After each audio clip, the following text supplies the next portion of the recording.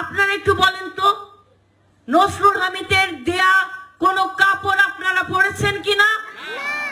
এ তো উপহার।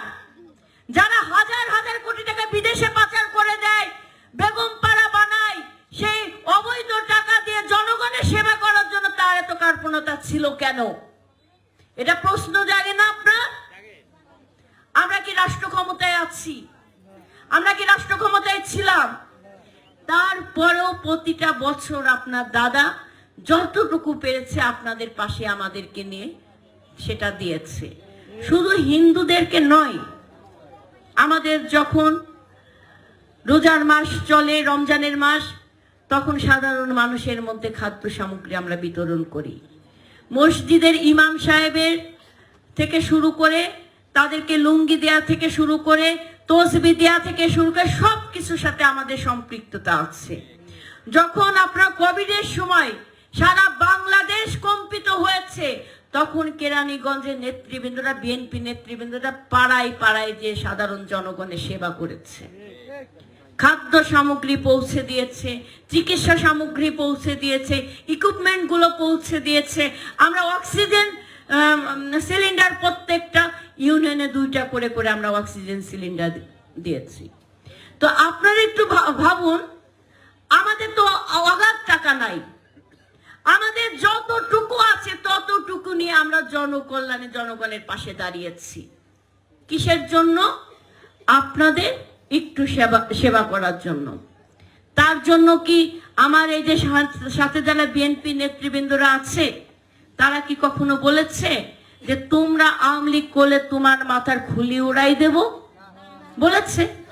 বলে নাই। কিংবা বলেছে যে তোমরা যদি ভোটটা আমাদেরকে না দাও তাহলে তোমাদের বাড়িতে থাকতে দেব না? বলেছে? বলে নাই। আপনাদের মধ্যে অনেকে আপনারা আওয়ামী লীগ করতেন কিংবা সমর্থন আছেন, ছিলেন, এখন আছেন কিনা আমি জানি না, ছিলেন।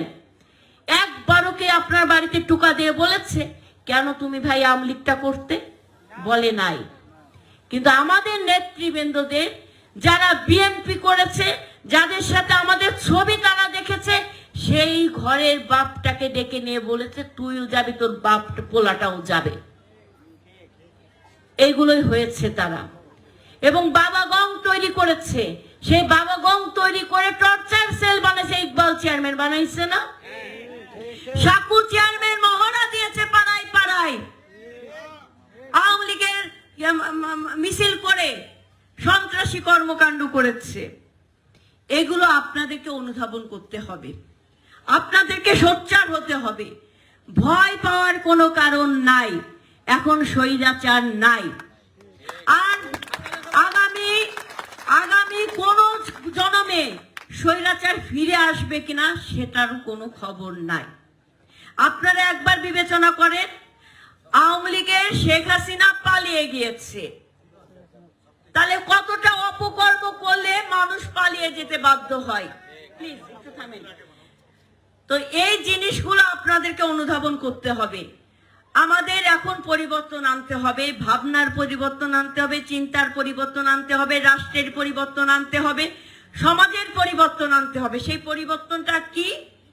সেই পরিবর্তনটা আগামী কেরানীগঞ্জ যেন নিরাপদ একটা কেরানীগঞ্জে বাসযোগ্য হয়। সেই পরিবর্তনটা করতে হলে কি করতে হবে? মাদক মুক্ত কেরানীগঞ্জ করতে হবে, সন্ত্রাস মুক্ত কেরানীগঞ্জ করতে হবে, স্বৈরাচার মুক্ত কেরানীগঞ্জ করতে হবে এবং গণতান্ত্রিক একটা কেরানীগঞ্জ করতে হবে, ভূমিদস্যু মুক্ত একটা কেরানীগঞ্জ করতে হবে।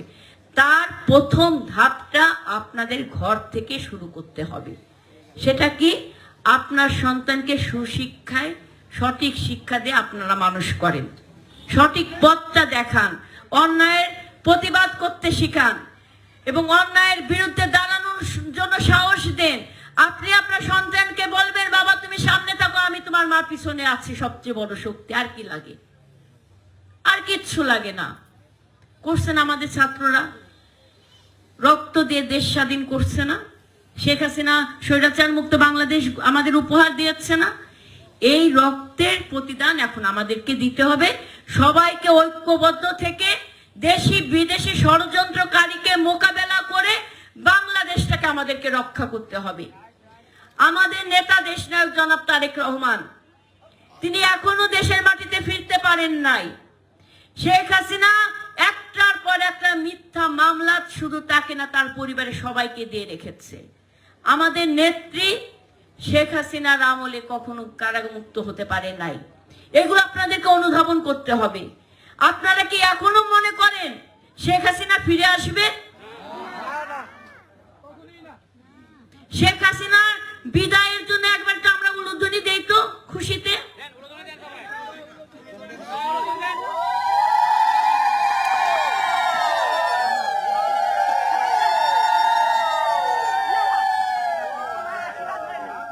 ধন্যবাদ। এই যে উনি তাকিদে আমাদের আশীর্বাদ দিল, এটা আমরা মাথায় আমরা নিলাম। কারণ এই আশীর্বাদ নিয়ে আগামী দিনে আপনাদের কল্যাণে আমরা কাজ করব। আমরা বাংলাদেশের সকল নাগরিক ঐক্যবদ্ধ থেকে আমরা জাতিকে জানাই দেব, আন্তর্জাতিক মহলকে জানাই দেব, স্বৈরাচার মুক্ত বাংলাদেশে আমরা কত নিরাপদে আছি। স্বৈরাচার মুক্ত বাংলাদেশে আমরা বিএনপিকে আস্থায় রাখি। আপনারা কি আস্থায় রাখেন না? আপনারা কি বিএনপির প্রতি আস্থা রেখেছেন? আপনারা বিশ্বাস করেন আমাদের রক্তবিন্দু দিয়ে হলে আমরা বাংলাদেশে প্রত্যেকটা নাগরিকের অধিকার রক্ষা করব। এটাই আমাদের শপথ। আপনার দাদা বাবু গয়েশ্বরচন্দ্র রায় আমাদের থানা বিএনপি সবাইকে পাঠিয়েছে। এখানে আপনার মুজাদ্দেদ আলী বাবু সাহেব আছেন, থানা বিএনপি সাধারণ সম্পাদক। আপনাদের জিঞ্জিরার সাবেক চেয়ারম্যান ছিলেন, আছেন আপনার জয়নাল আবেদিন বাবু সাহেব, আছেন আজাদ সাহেব, ওমর শাহনাজ সাহেব আছেন, বদিউজ্জামান বাবুল এবং জিঞ্জিরা ইউনিয়ন বিএনপির সভাপতি সেক্রেটারি, যুব দলের মামুন আছে এবং যুবদল, ছাত্রদল, স্বেচ্ছাসেবক দল সকল নেতৃবৃন্দরা আছে। আপনাদের আজকে প্রত্যেকটা জায়গায় খেয়াল নেওয়ার জন্য আমার অঙ্গ সংগঠন সবাই আছে। তারপরেও বোঝে যদি আবার কেউ বিট্রে করে, তার জন্য কিন্তু আপনাদের কাছে আরেকটা কাঠি আমি দিয়ে দিচ্ছি। সেটা হচ্ছে এই কাপড়ের এইখানে আমার ফোন নাম্বারটা আছে, নিপুণ রায়চৌধুরী, এই যে ফোন নাম্বারটা দেওয়া আছে।